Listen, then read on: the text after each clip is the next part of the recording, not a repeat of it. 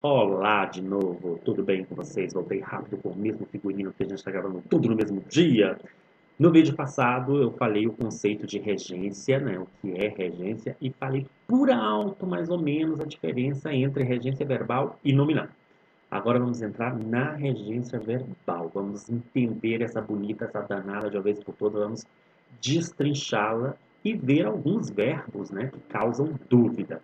Começando com o conceito. Afinal de contas, o que é uma regência verbal? Como eu disse para vocês, regência verbal é o estudo, tá, da relação estabelecida entre um verbo, seus complementos e adjuntos.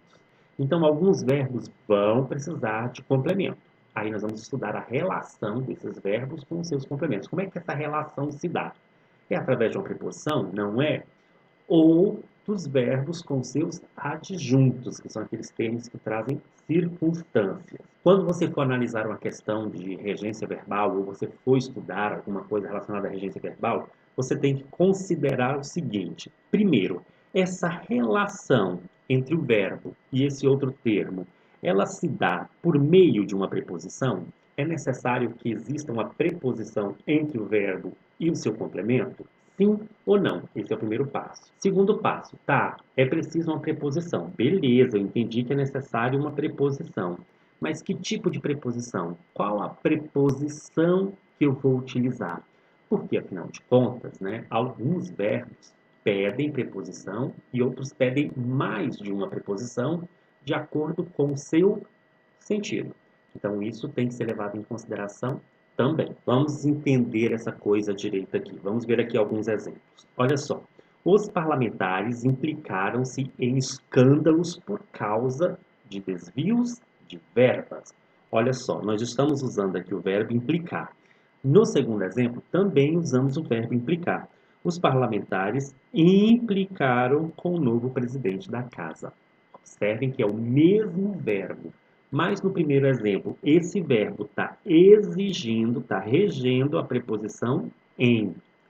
No segundo caso, ele exige a preposição com. Então, é o mesmo verbo exigindo preposição e exigindo preposições diferentes. Por quê? Porque ele está sendo empregado com sentidos diferentes. No primeiro caso, nós estamos falando que os parlamentares se envolveram em escândalo. Eles estão envolvidos. Então, é esse sentido.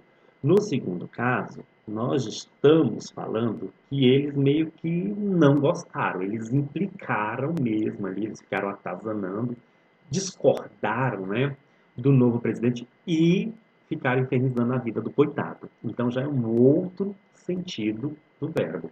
O mesmo verbo, com dois sentidos, portanto, duas regências diferentes. Então, quando você estiver estudando regência verbal, leve em consideração isso aqui, tá? Que os verbos eles podem mudar de sentido, portanto, eles podem ter mais de uma regência, ou então pode haver uma diferença quanto ao uso. Como assim? Alguns verbos a gente utiliza de uma forma na linguagem oral, mas a norma culta, a gramática, pede de outra maneira. Então há um desacordo entre a forma como os verbos são usados no dia a dia e o que pede a gramática normativa.